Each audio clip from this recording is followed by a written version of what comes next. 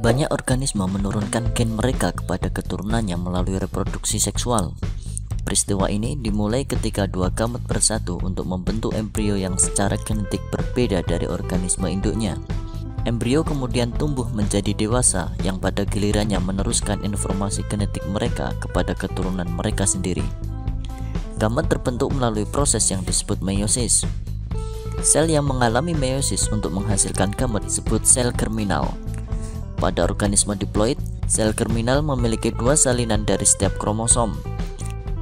Sel germinal mengalami meiosis untuk menghasilkan gamet haploid yang hanya memiliki satu salinan dari setiap kromosom. Gamet haploid ini bergabung untuk membentuk embrio diploid yang tumbuh menjadi dewasa. Meiosis hanyalah satu langkah dalam siklus hidup sel germinal. Mirip dengan mitosis, sel juga melewati tahap interfase G1, S, dan G2 sebelum memasuki meiosis. DNA di dalam sel germinal diduplikasi sebelum meiosis dimulai selama fase S. Kromosom germinal yang digandakan disebut sister kromatid. Kromatid ini tetap melekat satu sama lain sampai terjadinya pembelahan sel kedua di meiosis. Ada dua peristiwa pembelahan sel selama meiosis. Yang pertama, meiosis 1. Menghasilkan dua sel anakan yang memiliki setengah jumlah DNA dari sel germinal induk. Yang kedua yaitu meiosis 2, yang menghasilkan 4 sel haploid yang hanya memiliki satu salinan setiap kromosom. Sel haploid ini adalah gamet yang dapat menghasilkan keturunan melalui reproduksi seksual. Mari kita lihat lebih dekat setiap tahapan meiosis. Meiosis 1 dimulai dengan profase 1.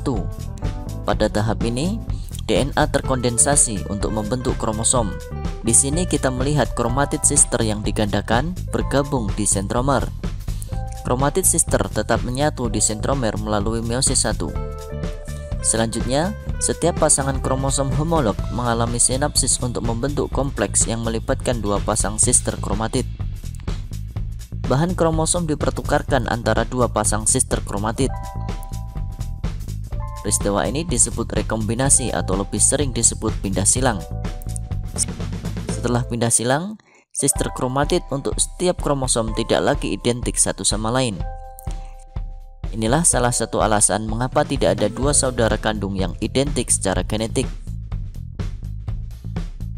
Ada beberapa langkah kunci lagi dalam profase 1. Membran inti mulai rusak, kemudian sentrosom bermigrasi ke ujung sel yang berlawanan dan mikrotubulus muncul. Mikrotubulus kemudian menempel pada kromosom.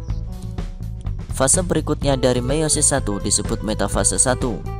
Di sini, kromosom berada pada posisi sejajar di ekuator sel. Kromosom menyesuaikan diri secara acak dan menghasilkan kombinasi berbeda setiap kali meiosis terjadi. Fase berikutnya adalah anafase. Selama fase ini, kromosom homolog terpisah dan bermigrasi ke kedua kutub sel. Perhatikan bahwa sister kromatid tetap melekat pada sentromernya. Langkah terakhir dari meiosis 1 adalah telofase 1 dan sitokinesis. Di sini, sel membelah menjadi dua sel anak yang berbeda secara genetik. Masing-masing dari dua sel ini sekarang mengalami meiosis 2. Meiosis 2 mirip dengan mitosis.